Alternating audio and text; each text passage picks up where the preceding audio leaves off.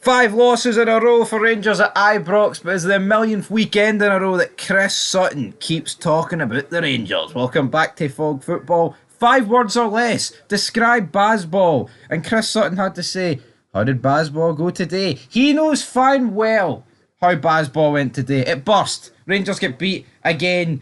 Kris Sutton, he knows what he's doing here. He's whipping out the pot. He's stirring it. And he's put some salt and pepper in just to add a bit of flavour, hasn't he? 5 defeats in a row at Ibrox for Rangers. 5 little words that cut deep for Kris Sutton. That's exactly what we have here. How did Bazball go today? Well, didn't go very well. It went how it went the last 2 times at Ibrox. Defeats 2-0 against Hibernian. See, in my lifetime, in your lifetime, are we ever going to see it flip and Chris Boyd says stuff like this? How did Broadball go today then? Well, they're like 20 million points behind Rangers. I mean, Celtic had that one bad season, but that's literally it, isn't it? I mean, that's... Aye, in recent memory, yep, correct, Amundo. And honestly, it was COVID. A lot was going on. I can't really recall Chris Boyd being smug. I can't. Can you? No. Like, I'm sure he was, and I'm sure it did happen. But honestly, COVID... I just can't recall Chris Boyd really stirring the pot as much as Kris Sutton does, but I've got faith when the going gets tough for the other side of Glasgow, I think Chris Boyd will step up to task. But that's what Sutton said, folks. But we're not leaving you just yet, because Chris Boyd was speaking on Gillette Soccer Saturday. Of course, he's got a cushy wee seat there beside the likes of Sue Smith, Tim Sherwood, and a bunch of other jobbers. And I mean, we always talk about declines of football club and certain entertainment businesses, but do you think Gillette Soccer Saturday has suffered one of the biggest declines over the years? I don't watch it anymore. Yep. No, neither do I, like, but... So I'm not watching it. It's all woke bullshit, man, and the presenters and the analysts that they have on it just aren't interesting enough. I like Chris Boyd, but I can't tune in and watch Gillette Soccer Saturday when he's sitting next to people that just shouldn't even be there. Yeah. So, I mean... Mike, was it Michael Dawson? I think it is Michael Dawson. He's a boring bastard, him. Yeah, listen, see if it was good and you can't burst here. And if everyone that was on it deserved to be on it, then great, but nah, I ain't watching 3 hours. I don't know how many words Sue Smith gets in a 3 hour show, but one would be too many, so... Tim Sherwood's an absolute nugget. I mean, Tim Sherwood might be one of the most boring guys I've ever listened to. Why would I watch a 3 hour show of him? Who's the other guy whose name... He played for Ireland. I cannot recall his name. Oh, what's his name? Ooh... Possession? I can't remember his position. Oh, what do you call his name? Oh, I'm going to think for 5 more seconds and Is he white or black? He's black. I just can't... He's always there. Oh, man. Point is, if he was relevant, I'd remember. See, when you had Jeff, Chris Kamara, Charlie Nicholas, Phil Thompson, Matt Letizia, and Paul Merson, it was fucking must-watch television. And you know what, right? It was. It wasn't necessarily because they were all entertaining, but they were all like from the same era. They were all like the same age group, and they could just have banter. But see now, you're bringing in people that are maybe like 20 years, they're junior, and then you've got like Sue Smith on there. Clinton Morrison, that's the That's the one. West Bromwich Albion legend. But like, it's almost like it felt like they were a group of friends. It felt like that was a friend group. Yeah. And then you started taking a couple of them out and you started throwing these random people in. And I think they took all 3 out at once, to be like, honest. there was no chemistry.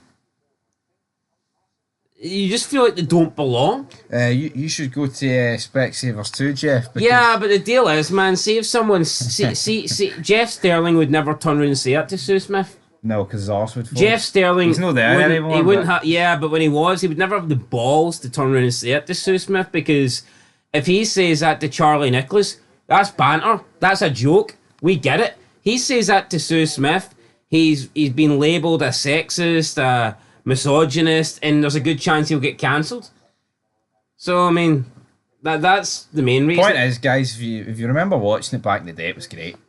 Now, honestly, I would not entertain it for the life of me. I would rather stick on flash score and just listen to the wee goal notification or whatever, man. That's as good as it's going to get. I always mute that goal notification, like that does my head in. Yeah, but my point is, it's better than Sue Smith and Tim Sherwood and the rest of the job squad. Boyd, and you know what? I like Kris Boyd, love him in Scottish football, but when he talks about English football, it ain't the same, isn't it? He's got no passion. He doesn't care. I don't expect him to care. I don't expect him to phone it in. But Kris Boyd talking about fucking Leeds versus Burnley isn't the same as Kris Boyd talking about Rangers versus Celtic. It's just not. But speaking of Celtic, he was Now, what asked- here, before it'd be great, I think, if we could get a Scottish version of Gillette Soccer Saturday. Yeah, but that's never going to happen, is it? Why not? Because we get like 3 games a season. That's why. What do you mean we get 3 games a season? We get full fixtures every weekend. No, on Sky, they don't give a fuck about us. We're not going to get it. That's my point. They don't care. Well, I would just, I'd pay money. Yeah, but maybe you'd be the only one. You know what I mean? Hold on, are you telling, well, look at Super Scoreboard. Hold on, did BBC not have it with Michael Stewart? That's pish. I ain't watching that. Michael fucking Stewart, he's everywhere. I don't want to see him. At least he's not on Clyde's Super Scoreboard. That's the only saving grace I can take. But that's a good panel. See if you could add like Kris Boyd to that and stuff. No, I mean it'd be good seeing Gordon DL give you live updates for a game. No, I know, but need to work some sort of deal out. But anyway, here's the deal. He was asked, Kris Boyd, but Brendan Rodgers' treble chasers, will they have the league wrapped up before the split? Boyd said, and I quote, I think would have expected Celtic that anyway. I thought. What? Fuck your quotes and your trespasses. Is it Fuck it, retarded or no. something? Hold on. What's the daily record going for here? I know I'm dead, right? But there's that does not make any. That does not. Boyd quipped, and I quote, I think would have Celtic expected that anyway. That does not make sense. Should not be, I think Celtic would have expected that. Yeah, anyway. that's it. I think I fucked it up though. I think I said I think would have Celtic that anyway. But yeah, right. The point is, we'll move on. We'll fucking move on. And I quote: "They thought they would have beaten Rangers a couple of weeks ago, and it would have been over. I'll be down here out the road." End of quote. Will he be out the road? I'm sure he'll be getting the piss ripped out in tomorrow. I'm sure Kris Boyd will be on the coverage tomorrow, will he? Will Kris Boyd be driving all the way back up for St Johnstone Celtic? Something tells me he won't be. Think he will be? Nah.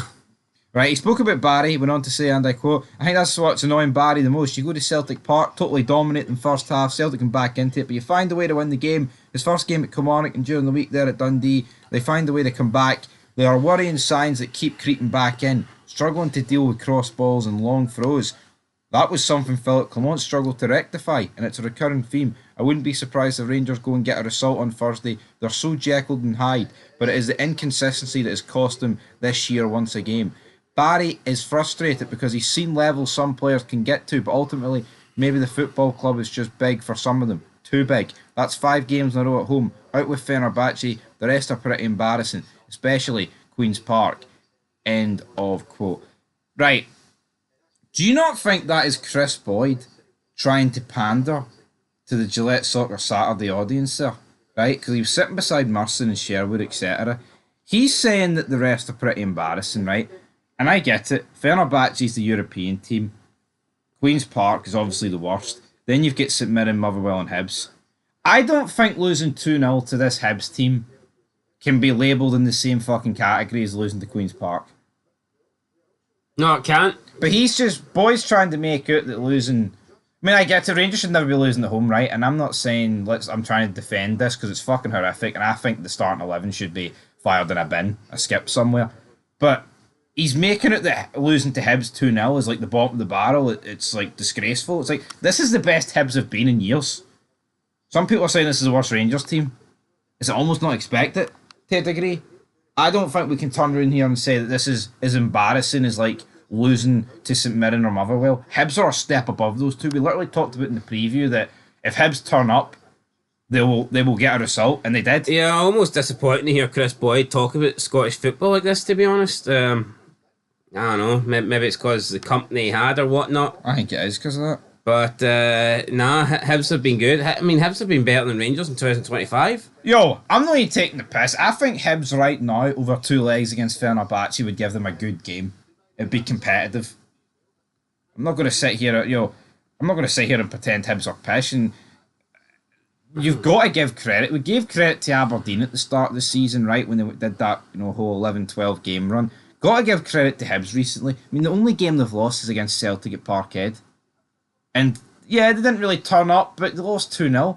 Fuck. I mean, according to the team across the city at Edinburgh, Hearts would have bit your hand off for 2-0, because they were buzzing about 3. So, aren't they? Oh, aye. Will you be buzzing tomorrow, though, when your team wins? Aye. I can't wait. Dundee United, we're coming for you. We're coming for you, sucker. Anyway, till next time, Kris Boyd, Celtic title party, he's in hiding.